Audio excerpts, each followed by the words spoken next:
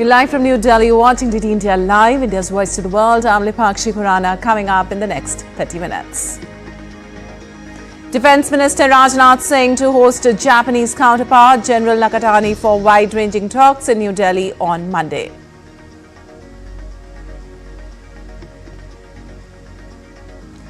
Trump announces 100% tariff for movies produced outside US, says movie industry dying a very fast death due to other countries offering incentives to attract filmmakers and studios.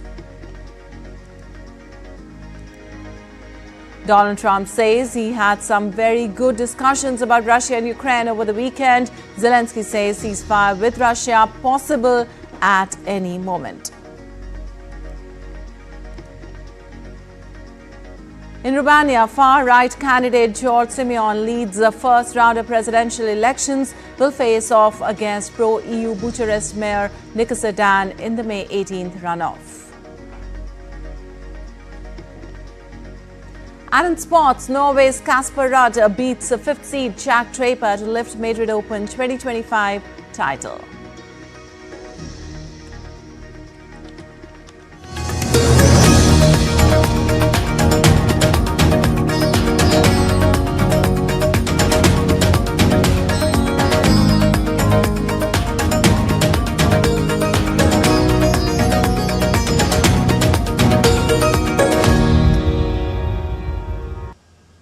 And on to the details now. Defence Minister Rajnath Singh will hold a bilateral meeting with Japan's Minister of Defence General Nakatani in New Delhi on Monday. Both sides will exchange views and ideas on the current regional and international security situation and discuss ways to further deepen the bilateral defence cooperation. Well, India and Japan share a long-term friendship, which has further gained qualitative momentum after the elevation of this collaboration to special strategic and global partnership in 2014. Also, defence and security are important pillars of the ties between the two countries. Also, this will be the second meeting between the two defence ministers within 6 months. And India's Finance and Corporate Affairs Minister Nirmala Sitharaman has arrived in Milan, Italy on Monday. Finance Minister Sitharaman is leading the Indian delegation of officials from the Department of Economic Affairs, Ministry of Finance to attend the 58th annual meeting of the Board of Governors of Asian Development Bank. The meetings will be attended by official delegations of the Board of Governors of ADB, official delegations of ADB members and international financial institutions.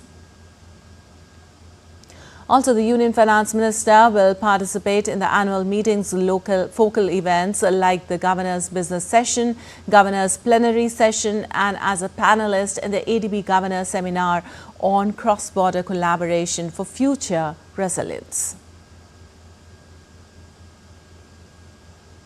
Also on the sidelines of the ADB's 58th annual meeting, Sitharaman will also hold bilateral meetings with finance ministers of Italy, Japan and Bhutan, in addition to meetings with the President of ADB, the President of the International Fund for Agricultural Development and the Governor of the Japan Bank for International Cooperation. The Union Finance Minister will also interact with the Indian diaspora in Milan, besides meeting global think tanks, business leaders and CEOs, and participating in a plenary session of the next Milan Forum at the Bocconi University on balancing economic and climate resilience.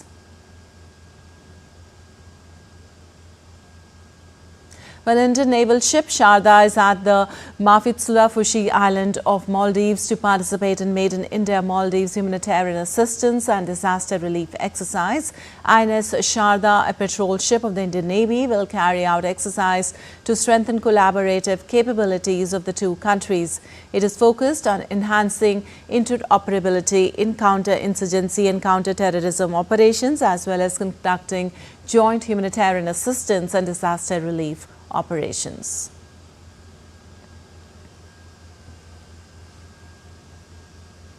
Well, in Wellington, the High Commissioner of India to New Zealand delivered an impactful dialogue on diplomacy for a sustainable tomorrow and the UN's global vision and how powerful nations like India contribute to its mission. The event began with attendees paying a tribute to the lives lost in the Pahalgam attack. Our correspondent Soumya Sharma brings us these details. Tonight, the United Nations Association of New Zealand, in collaboration with the Indian High Commission, organized a special edition of the Diplomacy series with Her Excellency, the High Commissioner of India to New Zealand, Ms. Neeta Bhushan, as the keynote speaker. The event began with the attendees paying a tribute to the lives lost in the Pahalgam attack, which was followed by a thought-provoking Q&A session with highlights on the growing need for agreements such as the free trade agreement talk between India and New Zealand for shaping a sustainable, equitable future together. With us is Her Excellency Ms. Neeta Bhushan, the High Commissioner of India to New Zealand. Welcome, ma'am, and firstly, congratulations on a very insightful session. So, ma'am, firstly, I want to ask you, what do you think are the key areas of development, that India and New Zealand can be working on as we look at a sustainable future together? Yeah, actually, there are a whole range of areas. It's difficult to just mention one. We have strengthened relations across a wide range of sectors, from political relations to business to culture, and of course people-to-people ties are very strong with a strong Indian diaspora here in New Zealand. So in every field, if you see, we are doing more. And during the recent visit of Prime Minister Laksan to India, we have signed about 8 official agreements and MOUs, and many business exchanges and MOUs as well. So all these point to the huge intensity in our partnership that is being enhanced almost every day. What we saw today was indeed a vibrant discussion on diplomacy, sustainability, and a shared future of New Zealand and India together. This is Soumya Sharma from Wellington reporting for DD India. Well, following the deadly terrorist attack on tourists in Pahalgam, national security continues to remain a top priority. Chief of Air Staff, Air Chief Marshal AP Singh met Prime Minister Narendra Modi at his residence on Sunday. The meeting comes as tensions have escalated on the line of control. Defence Minister Rajnath Singh vows to secure the borders and to stand strong with the brave soldiers. Here's a comprehensive report on the developments. After the horrific terror attack on tourists in Pahalgam, Prime Minister Narendra Modi is actively reviewing the security situation. In his latest meeting, PM Modi met Chief of Air Staff, Air Chief Marshal AP Singh at his residence. This follows a similar meeting with Navy Chief Admiral Dinesh K. Tripathi just a day earlier. India's Defence Minister Rajnath Singh made a strong statement saying that as Defence Minister, it is my responsibility to ensure the security of our borders alongside our brave soldiers. साथियों, एक रक्षा मंत्री के रूप में मेरा दायित्व है कि मैं अपने सैनिकों के साथ मिलकर देश की सीमाओं की सुरक्षा सुनिश्चित करूं, और मेरा यह दायित्व है कि अपनी सेना के साथ मिलकर देश के ऊपर आंख उठाने वालों को मुंहतोड़ जवाब दूं. Meanwhile, tensions escalated across the line of control. The Indian Army responded to unprovoked small arms firing by the Pakistan Army during the intervening night of 3rd and 4th May. The firing targeted multiple sectors including Kupwara, Baramulla, Poonch, Rajouri, Mendar, Naushera, Sundarbani and Akhnur in Jammu and Kashmir. Amid heightened Indo-Pak tensions, the Indian government has suspended the social media accounts of PPP chairman Bilawal Bhutto Zardari and PTI founder and former Prime Minister Imran Khan within India. In a show of solidarity, members of the Indian diaspora in Germany held a peaceful protest in Munich condemning the attack. Over 700 participants, including Indian students and community leaders, were joined by German Member of Parliament Professor Hans Thies, sending a clear message against terrorism. Despite the attack, Kashmir continues to welcome tourists. Gulmarg, the famed meadow of flowers, remains a favorite destination, reflecting the resilience of the region and its people. Even in the face of terror, India is showing unity, resolve, and strength. From diplomatic measures to military preparedness and global solidarity, the message is clear. The nation stands firm against those who threaten its peace. With inputs from Vishal Barristo in Gulmarg, Amish Mahajan's report for DD India. And India's premier edition of World Audiovisual and Entertainment Summit Waves 2025 concluded on Sunday in Mumbai, registering an overwhelming response from exhibitors, industry leaders, startups, policymakers, academia and the general public. The summit emerged as a key convergence point for the media and entertainment ecosystem, drawing participation from every segment of the industry, from celebrated artists and influential content creators to tech innovators and corporate leaders. With a vibrant mix of exhibitions, panel discussions and B2B collaborations, the event witnessed a remarkable turnout and reaffirmed India's position as a rising global powerhouse of media and entertainment. Well, taking forward the vision of the Prime Minister, Waves 2025 over the last 4 days acted as a platform for high-level exchange of ideas, skills and sectoral insights. The Waves Bazaar recorded business deals or transactions worth 1,328 crore rupees across the film, music, radio, VFX and animation sectors. A key highlight of the bazaar was the buyer-seller market, which witnessed over 3,000 B2B meetings. The Maharashtra government has also added business value to the summit by signing MOUs worth 8,000 crore rupees at the Waves. Member nations adopted Waves Declaration at the Global Media Dialogue 2025. This summit laid a robust foundation for future global cooperation in media and entertainment, emphasizing creative excellence and ethical content production. Also, World Audiovisual and Entertainment Summit concluded with a promise of bright future for creative economy.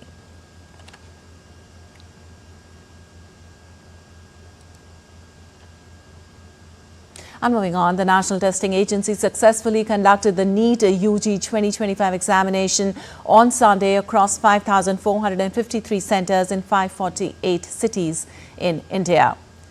Over 20.8 lakh candidates appeared for the exam, which was also conducted in 14 cities abroad.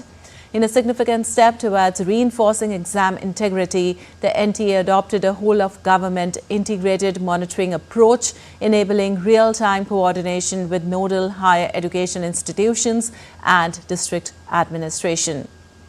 To counter misinformation and suspected malpractice, NTA launched a dedicated suspicious claims reporting portal on 26th of April 2025. The platform enabled students and the public to report dubious activities. And in a groundbreaking move to streamline electoral processes and improve accessibility for citizens, the Election Commission of India is all set to launch the SENet, a state-of-the-art digital platform designed to serve as a one-step solution for all electoral-related activities. The new one-stop platform, SENet, will integrate and reorient over 40 of ECI's existing mobile and web applications. This move is also designed to alleviate the burden of the users for downloading and navigating multiple apps and remembering different logins. And now let's take a look at other stories making news today.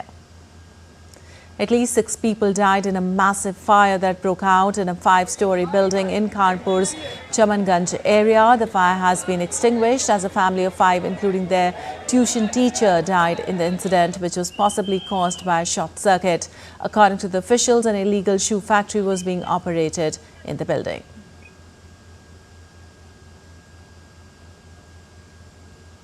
Several people were feared injured after a bus overturned on the Mumbai-Goa highway in Maharashtra's Raigad district. The accident occurred near Karnala in Raigad.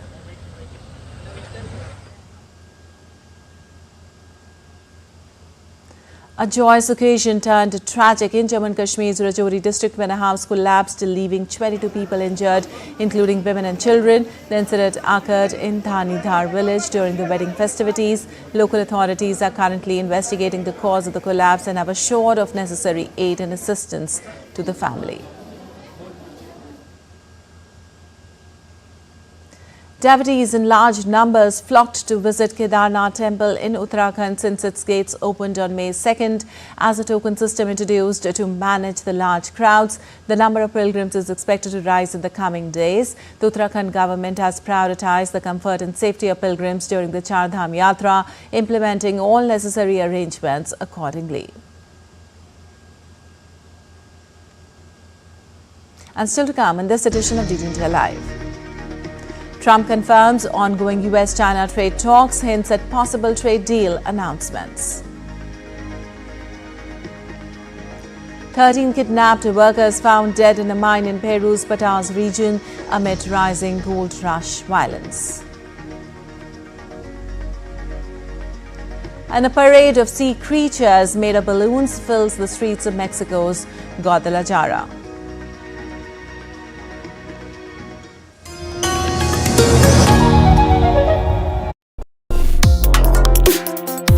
Complex issues, hidden agendas, twists and turns, strategic games.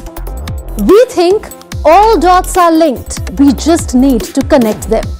Join me every week as I connect the dots to unravel hidden designs in statecraft, mysteries and decode issues that matter to you.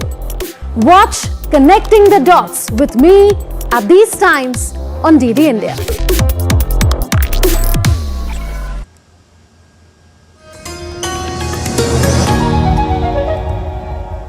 Welcome back. You're watching DD India Live. I'm Vipakshi Kuran, and moving on in a surprise announcement. On Sunday, US President Donald Trump declared a sweeping new trade policy targeting the global film industry. Posting on his Truth Social platform, Trump stated he's directing the Department of Commerce and the US Trade Representative to impose a 100% tariff on all movies produced outside the United States. Citing what he called a devastating trend of American studios filming abroad, Trump vowed to bring Hollywood back home.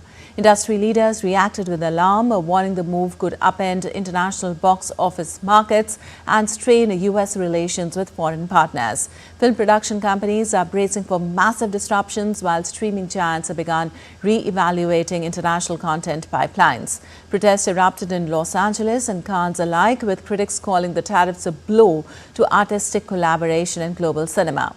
Supporters, however, hailed it as a bold step to revitalize domestic film production and protect American jobs.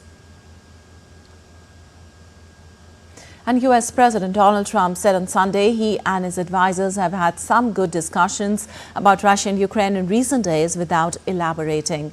Speaking to reporters as he returned to the White House after a weekend in Florida, Trump was asked whether he planned to meet Russian President Vladimir Putin in Saudi Arabia when he travels there later this month.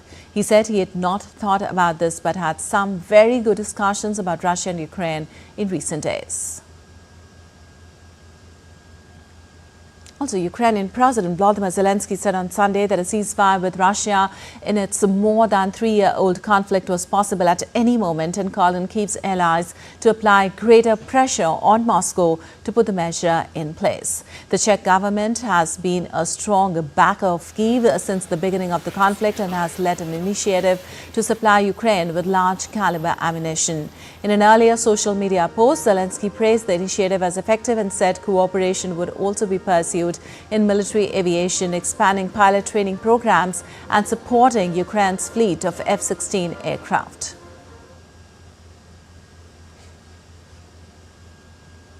While speaking at a joint news conference in Prague alongside Czech President Petr Pavel, Zelensky said that unless increased pressure were applied, Kremlin leader Vladimir Putin would take no real steps to end the conflict. Earlier, Russian President Vladimir Putin ordered a 3-day truce during commemorations for the anniversary of the end of World War II in Europe, saying it would test Kyiv's readiness for a long-term ceasefire. Though Zelensky also said that he did not believe Russia would adhere to a 3-day truce to coincide with Moscow's Victory Day celebrations on the 9th of May. And U.S. President Donald Trump shared on Sunday that the U.S. is engaging in ongoing trade discussions with multiple countries, including China. While the president emphasized that securing a fair trade deal with China remains a top priority, he confirmed that he would not be speaking with Chinese President Xi Jinping this week. Instead, U.S. officials are in active talks with their Chinese counterparts on various trade matters. When asked if any new trade agreements would be announced during the week, Trump left the door open, slating that it very well could be, however, refrained from providing specifics. The comments come amid heightened tensions over trade imbalances and tariffs between the two global economic powers. China and our people are talking about different things. Yeah. Every country, almost without fail, friend and foe, has been ripping us off for years. So we're meeting with almost all of them, including China. And at the end, I'm setting the deal. Well, Eurosceptic George Simeon emerged victorious in the first round of Romania's presidential election rerun on Sunday as per the partial results. The election viewed as a measure of the growing influence of Trump-style nationalism within the European Union saw Simeon leading with around 40% of the vote. Bucharest Mayor Nica Sudan came in second with approximately 21%. Simeon described his victory as a triumph for Romanian dignity, symbolizing hope and belief. I bow to the Romanians outside the country's border who turned out to vote in large numbers and travelled hundreds of kilometers to show that they are proud because they are Romanians. I will remain devoted to them in everything I do because it is not my victory but the victory of the Romanian people. I will keep my word because Romania needs his wisdom and vision and because I do not want power for myself. Poporului român. Well, the final results, including votes from the diaspora, confirmed this trend. The two will face off in a runoff on May 18th, benefiting from a wave of popular anger against mainstream leaders. Simeon opposes military aid to neighboring Ukraine, criticizes EU leadership and says he's aligned with the U.S. president's Make America Great Again movement.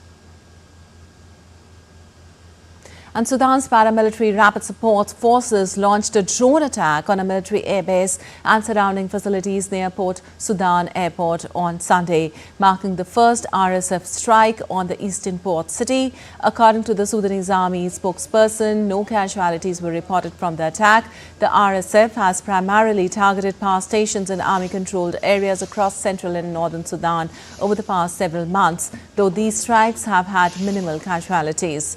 The Port Sudan attack signifies a shift in the ongoing two-year conflict between the Sudanese army and the RSF, as the eastern region had previously been spared from such assaults. In response, the Sudanese army has strengthened its presence around key facilities in Port Sudan, including the airport and seaport, and closed the roads to the presidential palace. And 13 workers kidnapped by illegal miners in Peru's Patas region were found dead inside a mine, according to the mining company Doordarshan. The area is experiencing escalating violence due to a gold rush, despite a state of emergency being declared. The victims found on Sunday worked for a company that provided services to Doordarshan, a major gold mining firm. Peru's Interior Ministry said it had deployed organized crime investigators to probe the deaths, warning its agents are fully empowered to use their firearms if the circumstances warrant it.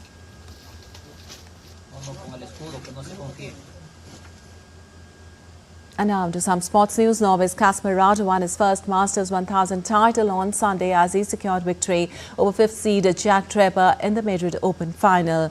Ruud displayed a gutsy performance as he stormed to a 7-5, 3-6, 6-4 victory over Jack Draper that really showcased his clay court mettle. The 26-year-old overcame a rib injury sustained in a semi-final to secure the trophy after previously dispatching Taylor Fritz, Daniil Medvedev and Francisco Cerundolo. Ruud had previously reached 3 Grand Slam finals, including 2 at Roland Garros, Masters 1000 final in Miami in 2022 and Monte Carlo last year. And Punjab Kings outplayed Lucknow Super Giants by 37 runs in the crucial India Premier League match to move to the second position in the points table on Sunday. Sent in to bat first, Prabsimran Singh smashed a blistering 48-ball 91 and shared a 78-run stand with skipper Shreyas Iyer to lay the foundation before Nihal Vadhera, Shashank Singh and Marcus Stoinis chipped in to propel Punjab Kings to an imposing 236 for 5. Arshdeep Singh led the bowling charge for Punjab, while Azmatullah Omarzai also chipped in with key wickets. Meanwhile, Ayush Badoni fought a lone battle with a valiant 40-ball 74 but lacked support from the other end as Lucknow were restricted to 199 for 7 in 20 overs, slumping to their 6th loss in 11 games. Punjab Kings is now at the 2nd spot in points table, while Lucknow Super Giants is at 7th.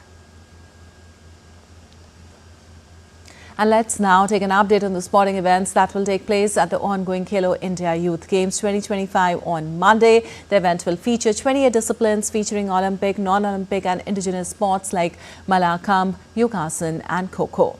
Well, the day started with volleyball in Patna from 7 a.m. onwards, which will be followed by judo and Kho-Kho from around 10 a.m. onwards.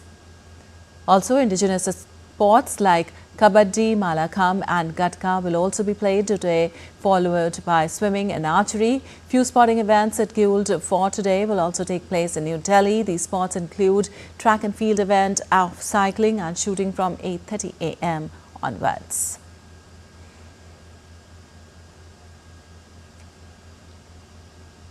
And in an enchanting display of creativity and colour, the streets of Guadalajara were transformed into a wonderland as a parade of stunningly intricate balloon sculptures filled the air and delighted thousands of onlookers. Take a look.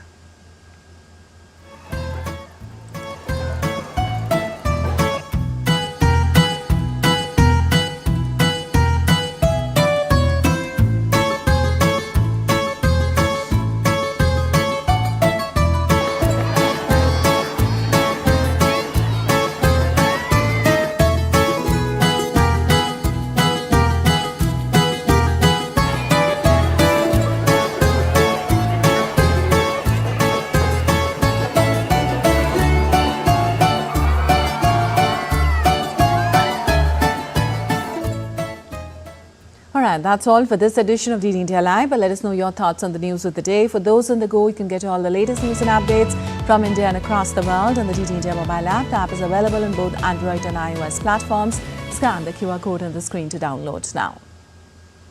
Well, we'll be back with more news as it breaks here on DD India. I'm Mitaakshi Kurana from all of us here in Delhi. Thanks for watching DD India Live.